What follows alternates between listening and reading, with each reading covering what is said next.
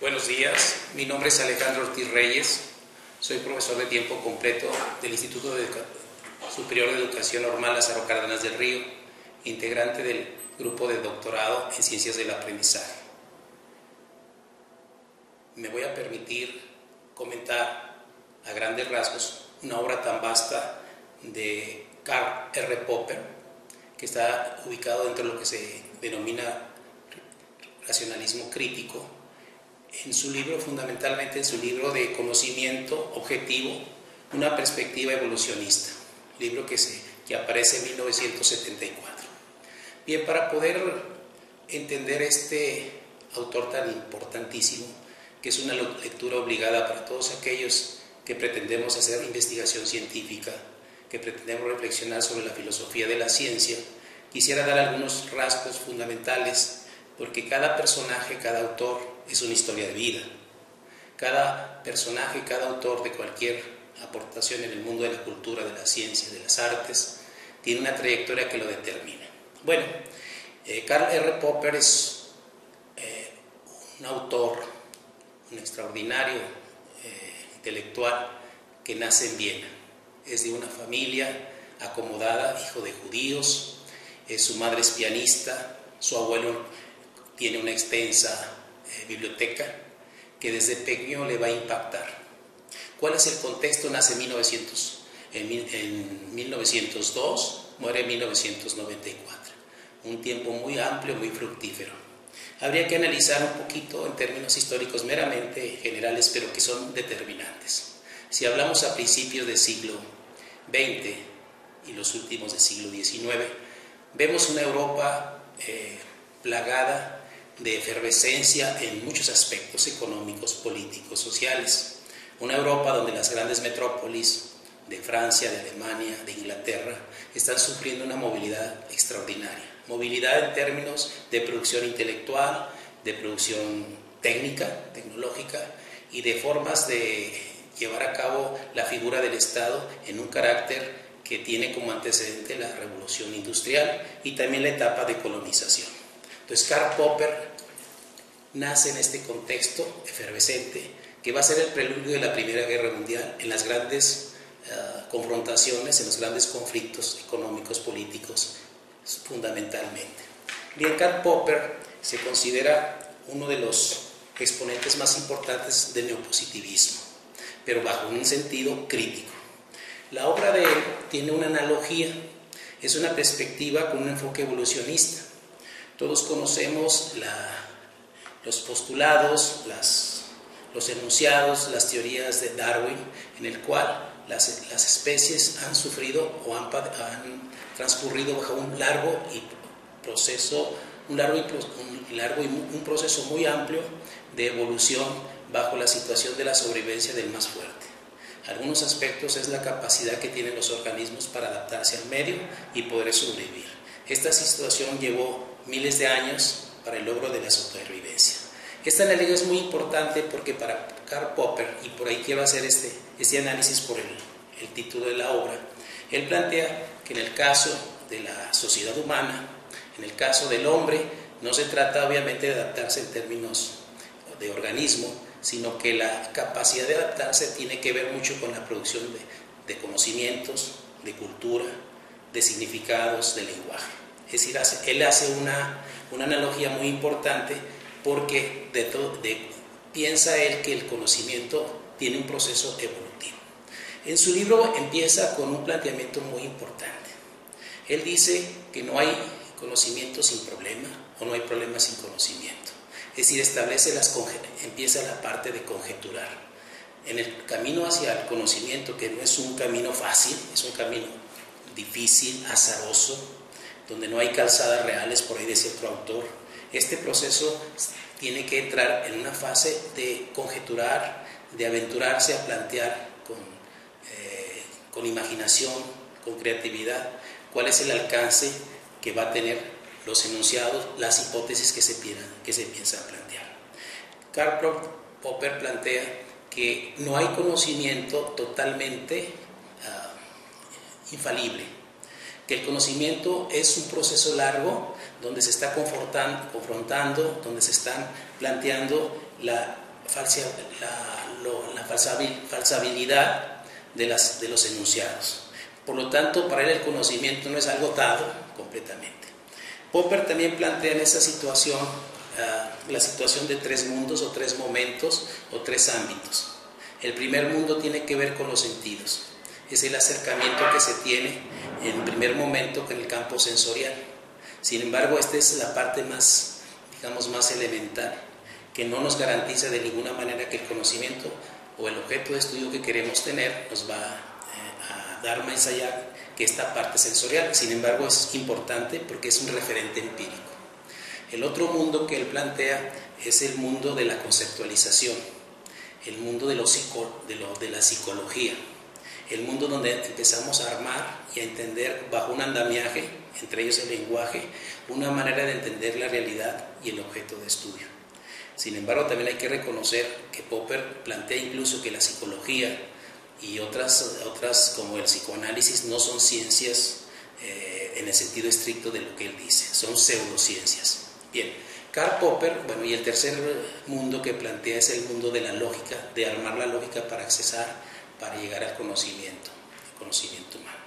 Él dice que en su libro precisamente El conocimiento objetivo, un enfoque evolucionista, él plantea que el descubrimiento o la aportación más grande en el universo ha sido la capacidad del hombre para conocer. También dice, y en este preámbulo de entender el acceso al conocimiento, que el intentar llegar al mismo es como andar, lo dice textualmente en uno de sus materiales, es como andar en zancos en un pantano. Es decir, es un campo difícil de lograr. Karl Popper plantea, entre otros aspectos que vale la pena considerar, dice que no existe una base para la pretendida ley inductiva. Es decir, él plantea su contraposición con respecto a la cuestión de la inducción, es decir, de la investigación inductiva que pasa de lo particular a lo general.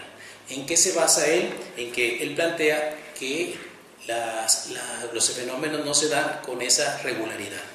Los fenómenos, no podemos decir que los fenómenos y su relación unos entre otros plantean regularidades, al contrario, que hay una complejidad y una discordancia constante en ellos. Entonces, para Popper es importante considerar este aspecto porque es una manera en que podemos entender el objeto de estudio.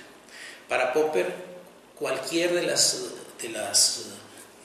los supuestos, de las teorías deben de ser revisables, deben ser verificables y aún cuando en su momento hayan pasado esta prueba, no significa que será así para siempre.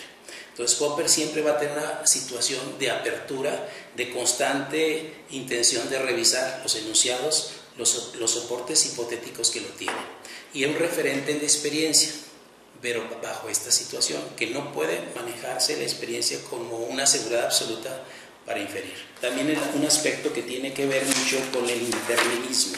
Él planteaba, sobre todo en el artículo que se llama Las nubes y relojes, que el conocimiento, sobre todo el acceso al conocimiento, no tiene que verse en la lógica de que todo es un proceso mecánico, digamos anunciativo, que a pesar de que hay situaciones en la naturaleza que se dan con mucha regularidad, no podemos asegurar que éstas se den de la misma manera. Entonces, uno de los aspectos que siempre va a tener presente es que la física clásica, por ejemplo, que se dice las nubes son como relojes, sin embargo, la parte de indeterminismo es una parte que se tiene que considerar importante para entender el acceso al conocimiento, las posturas epistemológicas que hay que construir para entender y explicar los fenómenos de la naturaleza. También hace algunos aspectos con respecto a algunos aspectos que tenemos que ver. Él plantea que el proceso evolutivo en el camino hacia el conocimiento tenemos que ver varias cosas que son importantes no tener. Él dice que las especies tienen éxito en esa capacidad de entender, de responder a los estímulos y a los retos que da la naturaleza. En el caso del hombre, la pretensión no es la sobrevivencia física, vamos, es obvio, sino la búsqueda permanente de la verdad. Es decir, que en términos de analógicos de este criterio, la intención de lograr conocimientos es un camino azaroso con muchas dificultades, con muchos momentos incluso de revisión o de eliminación de hipótesis, de enunciados que tienen que ser corregidos. Estos se mantienen vivos, se mantienen entre comillas latentes hasta que no venga otro elemento que los falsee, ¿sí? Es decir, para las especies la muerte es la incapacidad de sobrevivir. Para la epistemología, para la investigación científica, la muerte significa, vaya la analogía, la muerte de una teoría, para que aparezca otra. Es otro de los aspectos que tiene el trabajo de Popper. Plantea algunas otras cosas que es importante establecer. Él plantea que no existe una certeza absoluta de verdad. Somos buscadores de verdad, no poseedores. Es decir, esto es muy importante porque nos permite entender que nadie, ningún grupo, ninguna comunidad puede adjudicarse el patrimonio de la verdad, de tener la verdad absoluta y mucho menos de pensar que no habrá otro paradigma, otro esquema explicativo de los fenómenos. Plantea también que el avance de las teorías es finalmente o igualmente un avance a la a la verdad. El valor cognoscitivo de sentido común también hace mucha referencia en su libro. El sentido común, dice, tiene un valor como punto de partida, seguida de una crítica filosófica. Es decir, él también retoma el sentido común como un punto de arranque, que es válido en el sentido que los seres humanos, a través de este andamiaje psicológico, vamos tratando de explicar los fenómenos o los hechos o las experiencias empíricas. Sin embargo, es solamente un punto de partida, que hay que tener mucho cuidado no quedarse en ese segundo momento de la psicología, porque eso nos cae en el riesgo de caer en un subjetivismo que no va a aportar a la búsqueda del conocimiento científico. Otro de los aspectos que habría que plantear es en el sentido, por eso ese trabajo es tratar de hacer una analogía entre la evolución de las especies de Darwin y la evolución en términos de cómo el conocimiento científico y la investigación científica va caminando.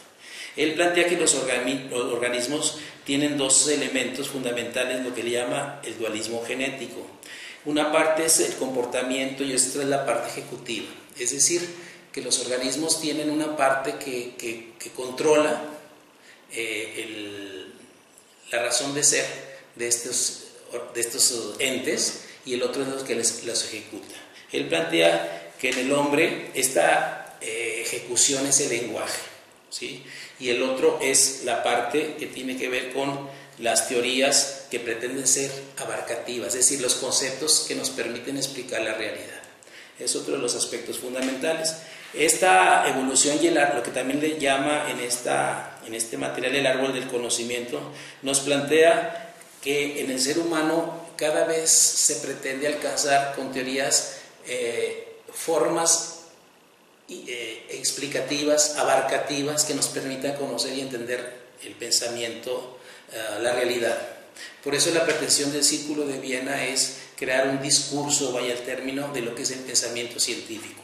Porque anteriormente se hablaba de filosofía, se hablaba de ciencia, pero este Círculo de Viena y todo lo que va a venir en el siglo XX y lo que tenemos en el siglo XXI es tratar de entender cómo está estructurado los paradigmas científicos, los esquemas científicos explicativos. Hay críticas hacia Popper, que es en otros materiales quizás se van a ver, pero una de las críticas que hace Kuhn en las estructuras científicas de la ciencia, en las revoluciones científicas, porque hace una perspectiva histórica de la evolución del conocimiento científico, es que la ciencia no avanza a través de esos constantes impugnaciones, falsaciones del conocimiento, de las hipótesis, de los enunciados, sino que es a través de la construcción de nuevos paradigmas. En fin, son aspectos importantes. También Lakatos, Imre Lakatos, que es un alumno, también va a tratar de hacer una coincidencia, Sí, pues es una coincidencia entre la postura de Popper y de Kuhn, pero finalmente él plantea que ninguno de los dos tiene una razón absoluta y plantea otra alternativa mediadora, que en este momento no es parte de lo que yo quisiera comentar con ustedes. Quisiera también abundar, es el objetivo de las ciencias, entender cuál es pues, el objetivo de la investigación científica y el objetivo de las ciencias. Y él plantea que el objetivo de la ciencia es encontrar explicaciones satisfactorias a los problemas. Es decir, la ciencia tiene finalmente un carácter, es un espíritu empirista, por supuesto, pragmático, pero complejo, por supuesto, que finalmente el objetivo de la ciencia es dar solución a los problemas. Por eso iniciaba yo que desde la perspectiva de las conjeturas no hay problema, no hay conocimiento sin problema, no hay problema sin conocimiento. Entonces la finalidad de la ciencia es explicar a los problemas en una escala cada vez más amplia, más satisfactoria, pero siempre bajo la premisa básica de que no podremos encontrar siempre verdades absolutas, que es una construcción permanente, una construcción intelectual, donde el hombre implica todas sus capacidades, sus saberes y sus intuiciones. Otro de los aspectos que tiene Karl Popper, hay que entender que este joven, y lo quiero también contrastar, permítame hacer esto, porque esta búsqueda permanente y estos materiales tan vastos que tiene, habla sobre cuestiones sociales. Comentaba por ahí que es un jovencito que en el año 1919 es sorprendido, vamos a decirlo, en una manifestación, porque él empezó a simpatizar con la concepción marxista, lo que le llaman la Viena Roja, y él se impugna en su primer momento a los líderes del partido que estaban promoviendo esta corriente política que tiene tendencias hacia el marxismo. Y entonces cuando impugna la razón de ser o la presencia de la acción que iban a hacer, los dirigentes del partido le dicen que aquí hay que obedecer lo que dice el partido. Casi una analogía, aquí se calla y se obedece. El resultado de esta revuelta, tiene 17 años, es un jovencito que ha leído mucho, es un jovencito que creció en una familia con alto sentido de crítica sobre las cosas, sobre las realidades. Esta manifestación es reprimida por las leyes del orden y en forma tan violenta que fueron asesinados 6 de sus compañeros. En una conferencia en Kioto, en el 91, 2 años antes de morir, en 92, esta lucidez de este hombre le hace incluso recordar los nombres de los 6 compañeritos que murieron en esa etapa. ¿Por qué es importante esto? Más allá de lo anecdótico, porque Popper al inicio tiene 3 grandes influencias. Tiene por una parte el marxismo, que estaba intensificando su influencia que iba a tener en la Revolución de Octubre de 1917, donde el planteamiento del materialismo filosófico iba a ser determinante para cambiar durante muchos años la Europa. No hay que olvidar de los estados socialistas que van a venir después, de los estados comunistas. Pero aquí lo importante para él, y que tiene que ver con otros materiales que él plantea, es el hecho de que él critica todo tipo de imposición. Por eso él fue desterrado a Nueva Zelanda, precisamente cuando viene la Segunda Guerra Mundial y se tiene que retirar. Pero una de las posturas interesantes filosóficas es su radical postura de concepciones retardatarias para él, sin pensar, sin criticar, ausentes de críticas. Son posturas ideológicas que él va a sentir que son impositivas. Un hombre con un espíritu de conocer, de saber, sobre todo de criticar. Él va a conjeturar, él va a criticar toda postura en el campo de las ciencias naturales y también de las ciencias sociales. Por eso él va a plantear en un libro que quizás otro compañero va a manejar por ahí, ¿no? Las sociedades abiertas y sus enemigos. Ahí va a plantear esa situación sobre la cuestión marxista, sobre la cuestión radical que tiene. Otra de las influencias es la que tuvo de Sigmund Freud en el conocimiento y en el avance del pensamiento, de la psicología humana, sobre todo referida al inconsciente y al subconsciente, a profundidades de la psique humana. Él, sin embargo, a pesar de que es influido por ellas, él ve que son pseudociencias que no tienen el rigor analítico, que no pueden pasar la prueba de la verificación, en términos de lo que estamos entendiendo como verificación o comprobación empírica o comprobación a partir de la experiencia. Sin embargo, en esa etapa temprana, él va a escuchar una conferencia de Albert Einstein, donde está planteando la cuestión de la teoría de la relatividad. Y con lo que le va a asombrar mucho, que es una de las grandes también aportaciones que abre el siglo XX y que sigue siendo grandes vetas de generación de conocimiento, él lo que le impresiona cuando explica Albert Einstein lo que tiene que ver con la gravitación, con la relatividad del espacio y del tiempo, una concepción geométrica que rompe con la concepción newtoniana y la geometría euclidiana. Él lo que le va a impresionar de esta influencia temprana que tiene es cómo el doctor Einstein, Alberto Einstein, invita, plantea y deja abierta la capacidad de que sus teorías, sus postulados, sus planteamientos puedan ser rebatibles, puedan ser revisables o puedan ser en todo caso conjeturables, retomando un poco las palabras de este libro, cómo se pueden generar conjeturas. Eso abre su conocimiento y su visión epistemológica, cosa que él decía con los otros autores. Los otros autores lo que van a pretender es que sus planteamientos, sus hipótesis, sus enunciados, sus postulados sean comprobables en función de del discurso que ellos están planteando.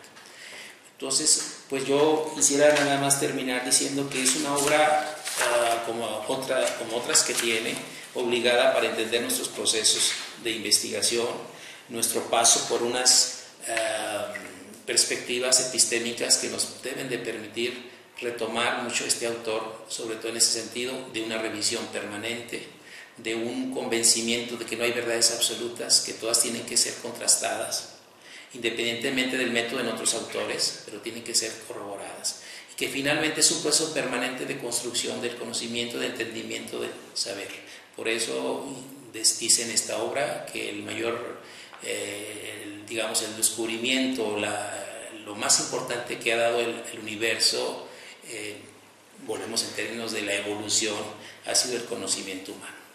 Espero haber compartido con ustedes una perspectiva básica, elemental de Karl Popper, una lectura que se antoja apasionante y que sería muy importante que podamos profundizar. Es solamente un alcance muy general, no hay una pretensión de ir más allá que esquemas todavía muy incipientes, pero en ánimo de ir conociendo esta obra para nuestra formación como futuros doctores en ciencias del aprendizaje.